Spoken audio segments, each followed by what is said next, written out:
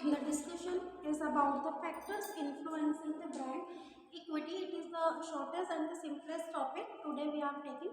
That is the factors. Before that, we know the meaning of brand equity. It is the value of any brand. Brand की जो brand equity होती है वो brand की actual value होती है. अब सम of the time many of the factors or some few factors are also influencing its equity. मतलब कि कुछ फैक्टर्स ऐसे होते हैं जो उस ब्रांड की वैल्यू को क्या करते हैं, इन्फ्लुएंस करते हैं. तो इन्फ्लुएंस कर रहे हैं, प्रभावित कर रहे हैं. दैट मीन्स कि जो ब्रांड इक्विटी है, ब्रांड की जो वैल्यू है उसके ऊपर क्या पड़ रहा है, उसका या तो पॉजिटिव इफेक्ट पड़ रहा है या नेगेटिव इफेक्ट पड़ता है. तो these are the three main topic main factors which is given by the Bill Moran, जिन्होंने ये बताया कि मेनली तीन फैक्टर्स ऐसे होते हैं जो सबसे ज़्यादा इफेक्ट करते हैं, इन्फ्लुएंस करते हैं ब्रांड की इक्विटी को. तो first of all the effective market share. That means it is the weighted area, ठीक है, weighted average of your share, कि मार्केट में आपका जो ब्रांड है उसके कितने शेयर्स जो है वो अवेलेबल हैं as a comparison with your competitors. ठीक है, कॉम्पिटिटर्स की तुलना में आपके जो मार्केट में शेयर है, आपके जो ब्रांड के मार्केट में शेयर है, उनकी क्या वैल्यू है. तो वो पहला फैक्टर हो गया कि ब्रांड की इक्विटी पर उसका कैसा इम्पैक्ट पड़ेगा. मार्केट में शेयर की क्या वैल्यू है. जितने हम ये सोचते हैं ना कि भाई अगर शेयर की वैल्यू बढ़ रही है, पर्टिकुलर किसी भी ब्रांड की शेयर की वैल्यू बढ़ रही है, दैट मीन्स कि जो उसकी इक्विटी है उसके ऊपर उसका क्या पड़ रहा है, पॉजिटिव इफेक्ट पड़ रहा है.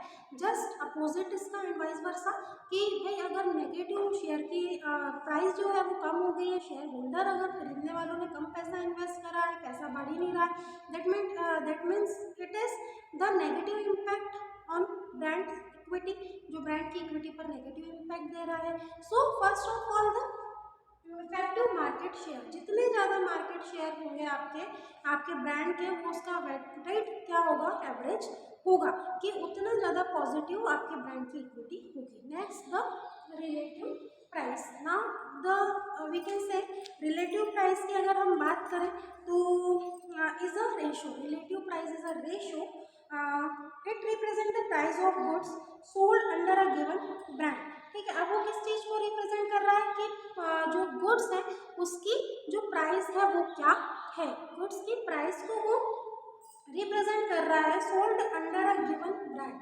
ठीक है, जहाँ उसके जितने भी गिवन ब्रांड है जो उसके अंडर में क्या हो रहे हैं, सोल्ड हो रहे हैं, divided by the average price of a comparable goods in the market. ठीक है, अब इसको हम जो कंपेरिजन जो कंपेरेबल गुड्स मार्केट में अवेलेबल है, कि भाई रेमंड्स के फैब्रिक का ये रेट चल रहा है मान लो, और कोई दूसरा और ब्रांड ले लो आप, उसके मोंटे कार्लो का ये रेट चल रहा है. तो जो कंपेरेबल गुड्स की प्राइस हो गई उन दोनों का रेशियो, वो भी ब्रांड की इक्विटी को क्या करता है, अफेक्ट करता है. And last the durability. Durability is measure of customer relation और लॉयल्टी. ड्यूरेबिलिटी को आपको मेजर करना है तो कस्टमर की रिलेशन और लॉयल्टी के थ्रू आप क्या कर सकते हैं, मेजर कर सकते हैं.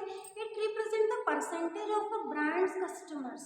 ठीक है, अब ये किस चीज को रिप्रेजेंट करेगा, percentage of a brand customer. Brand के कितने कस्टमर का, मतलब जो आपका ब्रांड है उसके कस्टमर का क्या परसेंटेज है, who will continue to buy goods under that brand is the following year, जो लंबे समय से सेम ब्रांड को क्या करते आ रहे हैं, परचेस करते हुए आ रहे हैं. अब ये हो गई ड्यूरेबिलिटी की कितने लॉन्ग टर्म तक कोई कस्टमर आपके ब्रांड के साथ एसोसिएट है, वो अगेन एंड अगेन आपके ही ब्रांड को क्या करता है, परचेस करता है. And it is the positive equity, positive value of your brand, क्योंकि जो भी परसेंटेज है, नंबर ऑफ कस्टमर्स हैं आपके ब्रांड के, जो सालों साल से आपके ब्रांड को क्या करते हैं, यूज़ करते हैं, तो उस ड्यूरेबिलिटी का वो ड्यूरेबिलिटी भी एक फैक्टर हो गया जो पॉजिटिवली आपके ब्रांड की इक्विटी को क्या कर रहा है, इन्फ्लुएंस कर रहा है. और वाइस वर्सा, कि कोई जस्ट हमेशा आपके जो नंबर ऑफ कस्टमर हैं वो या तो कम हो रहे हैं, या जो परसेंटेज है नंबर ऑफ कस्टमर्स का जो आपके ब्रांड खरीदते थे अगर वो कम हो रहे हैं, दैट मीन्स कि they are not too much loyal with your brand. वो आपके ब्रांड के साथ अब लॉयल नहीं है और उन्होंने स्विच कर लिया है, अब वो दूसरे ब्रांड को परचेस कर रहे हैं, तो ये आपकी ब्रांड इक्विटी पर नेगेटिव इम्पैक्ट डालता है. तो this is the last factor. But on the other hand, according to the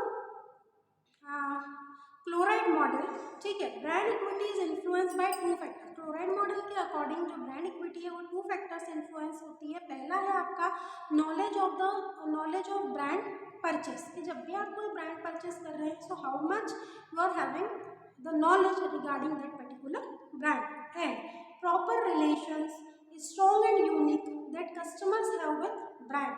customer का ब्रांड के साथ जो रिलेशन है वो किस तरीके का है, वो स्ट्रॉन्ग एंड यूनिक।